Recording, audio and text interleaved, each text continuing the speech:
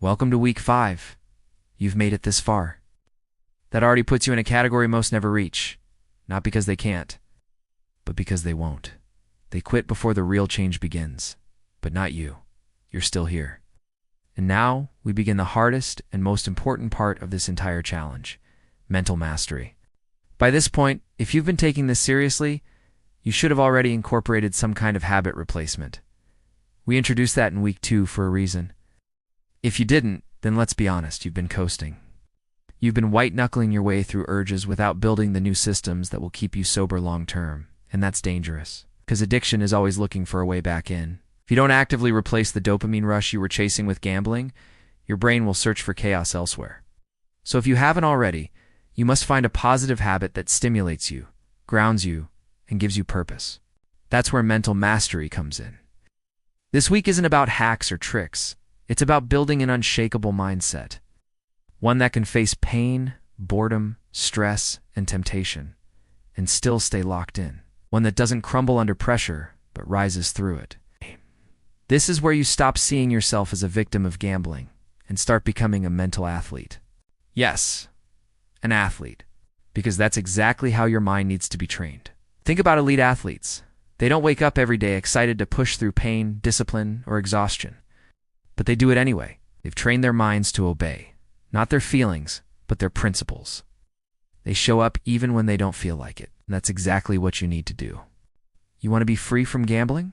You want to stop being ashamed of yourself? Then you need to learn how to do hard things on purpose. Hard things like waking up early, like working out when your body says no, like meditating even when your thoughts are loud, like saying no to the shortcut and yes to the long road. You don't train your mind through comfort. You train it through resistance. If you want to take back control, start with your body. The body is the mind's first training ground. Go for a run. Do 50 push-ups. Get outside and sweat. Doesn't matter what it is. What matters is that you make your body obey. Because every time you conquer physical resistance, you strengthen your mental discipline. And that's a skill you'll need when cravings hit, when loneliness creeps in, when your inner voice whispers, just one spin. Pair that with meditation. We touched on it in week 2, and I'll say it again. This isn't some spiritual fluff. It's a weapon. So meditation teaches you to sit with discomfort without reacting. That's power. That's control. You learn to observe your thoughts rather than obey them. You learn that urges pass, emotions pass. You are not your impulses. And the deeper you go into stillness, the stronger you become. This week, I need you to understand something that might sting a little. You didn't end up addicted to gambling just because of the machines or the marketing. You ended up there because you were mentally weak. You avoided pain. You avoided boredom. You avoided real responsibility. You wanted quick dopamine, easy escape, fast rewards, and gambling gave it to you. But it came at a cost. Your self-worth, your money, your peace of mind. And now you're here, ashamed, guilt-filled, depressed, demoralized. But this is where the transformation begins. Because if you can learn to choose pain with purpose, to do hard things every single day on purpose, then you'll start to rise. Mental mastery begins with one brutal truth.